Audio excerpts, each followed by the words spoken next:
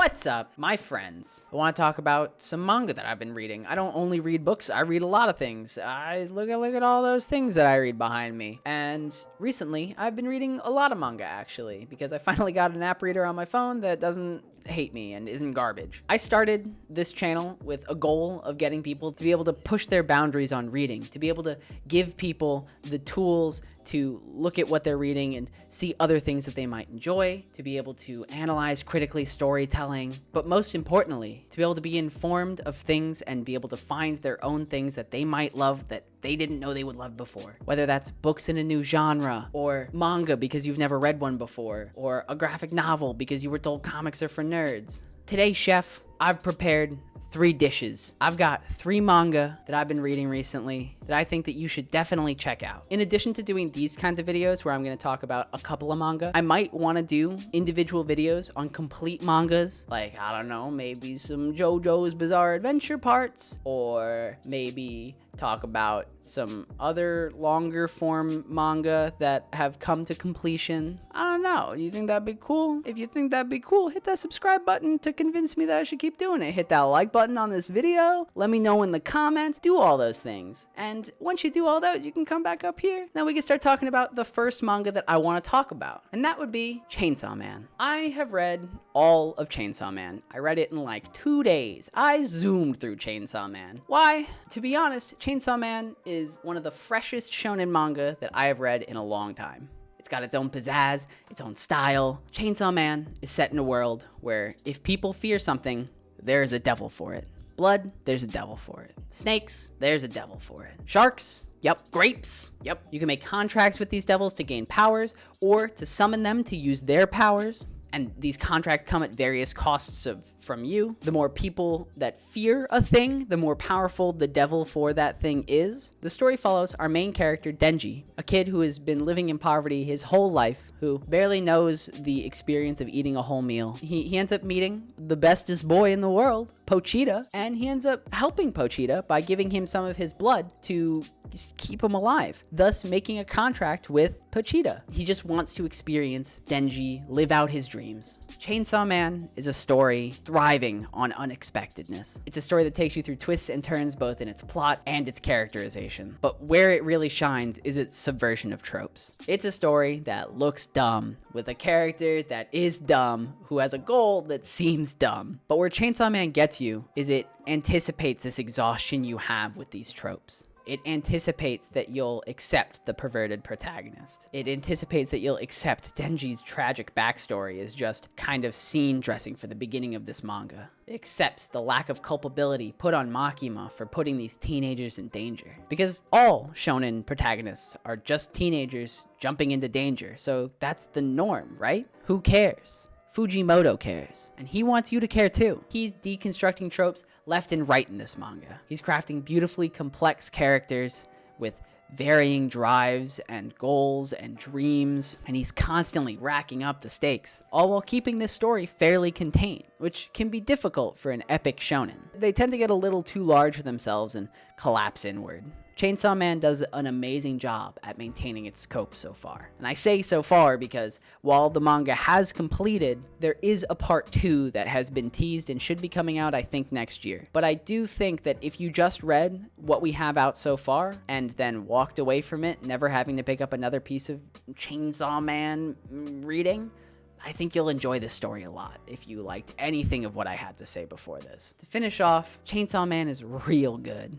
It's a smart manga that is often painful and frequently hilarious, and the points of despair that I felt while reading this manga were pretty similar to reading some of the points of Cosmere in the past. But beyond all of this crazy, wacky, zany stuff going on, beyond this gory art style, Chainsaw Man is at its core a story about trauma. It's about a kid who's never had anything, struggling to carry the weight of caring for others and starting to realize what it feels like to be cared for. I wouldn't go as far as to call it a complete deconstruction, but if you're a shonen fan and you've become a bit disillusioned with the genre, I think you should definitely check this out. Chainsaw Man is certainly a breath of fresh air. And if you haven't read a manga before, don't start with this one, I just really want to talk about it first. If you haven't read a manga before, I think this next one is for you, and that would be Spy X Family. Spy X Family follows the best spy in the world. These two countries right next to each other, I think it's a north and a south, or an east and a west. They're in a kind of Cold War. It feels like, you know, you got spies on either side. They're trying to overthrow one of the governments so that way the other government can swoop in and take all the territory and power. But we're following the best spy for one of the countries, whose new mission involves infiltrating the inner circle of a high-up government official for the other side,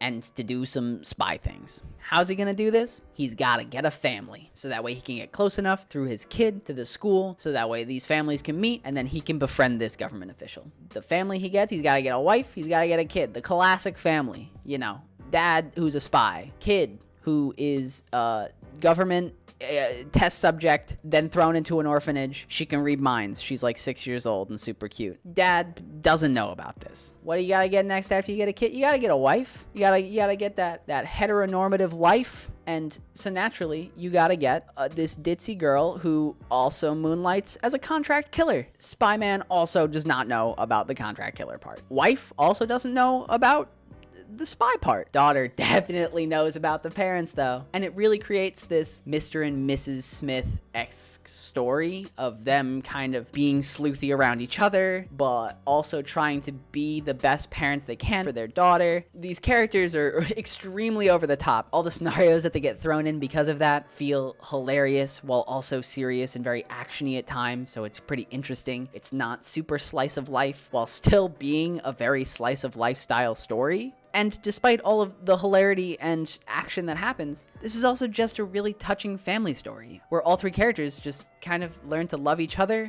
and they come to care for one another, despite all having their ulterior motives for becoming this family. Except for, you know, the daughter, she's 6, but she's like the best character. Well, Bond is the best character, but the daughter's close. It's got a ton of action, it's got a ton of thrills, and I think it's a pretty good introductory manga. It doesn't have a lot of the more weirder tropes that you might see in a lot of manga, but it's also just a really solid one. It's pretty short right now. I think it's only got 50-ish chapters, but it's being actively released as we speak. So who knows? It's pretty hard to judge an entire manga until we see an end, and sometimes manga just kind of drop the ball at the end. Hopefully this one doesn't. It doesn't look like it will. If you like spy stories, if you like family stories, if you like action, if you like comedy, there's something in here for a lot of people. And if you want something that's just super wholesome and a nice smooth read, definitely check this out. And the final dish I've got to serve for you today, chef, is Hat Atlea. And this is where I'll comment on it's beautiful. Look at this. Look at that. What is that? It's so beautiful. You get some great scenery. You get some great character work.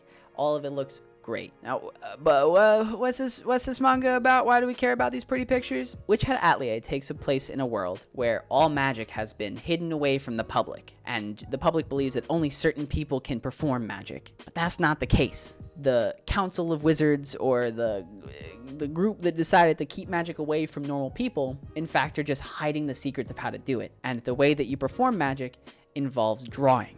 Hat Atlea follows Coco, a girl who all her life has wanted to be a witch, even though she was born a normal human. Lo and behold, while she's dreaming this, Kifri, a local teacher witch, shows up, and while she agrees to stay with her mom, lo and behold, oh look, her mom's made of stone now! Whoa! Now she can go on this great magical adventure with Kifri. And so begins our story of Coco joining along with a couple of other girls that are in Kifri's school for magic. I think the magic itself is really well done in this world. There's a lot of thought that's been put into this system. It reminds me a lot of Brandon Sanderson's The Rhythmatist. There's a lot of focus on the runes that they're drawing and how they can change those runes to get different effects, and the magic feels pretty hard in that way. But it's not just what you draw, it's what you draw with. There's a system going on with the ink that they use and how mixing it with different ingredients can cause different effects. So the magic itself is already super interesting, but this is also a mystery, and we're trying to figure out A, how can we save Coco's mom, but also B,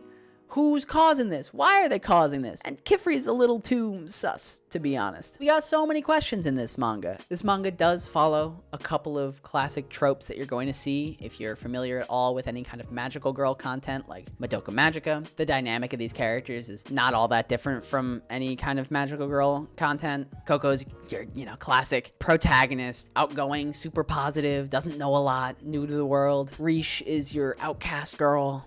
Jet is your bossy girl, and Tisha is the cheery one of the group. And while they do start out and definitely have those heavy tropes going on, they are all also really deep and fleshed out and thought out characters, which kind of makes them rise above your classic magical girl team. You've also got Kifri, who's hiding his own secrets and doing a lot there, but also is a classic teacher kind of trope character and is driving a lot of the interest along with Coco learning the world. You're trying to figure out what's going on with Kifri. I think this story has a really cool undertone of it doesn't matter if you were born with talent. As long as you try and put effort in and keep practicing, you'll be able to do the thing that you want to do.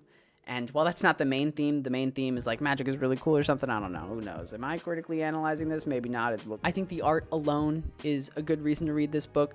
There's just so much going on page after page in this. Tons of detail goes into building this world. The hard magic system here. These great characters. This is a really fun read. And this is also, I think, a good introductory manga for some people. If you haven't gotten into manga before, if you want something that's a bit more magical and mystical, and a bit less actiony, or Spy X Family, if you want something that's a bit more actiony and comedy. While this does have its laughs, it's got its funnies, it's definitely way more filled with awe than it is focused on the funny bits and the ridiculous situations. So there it is.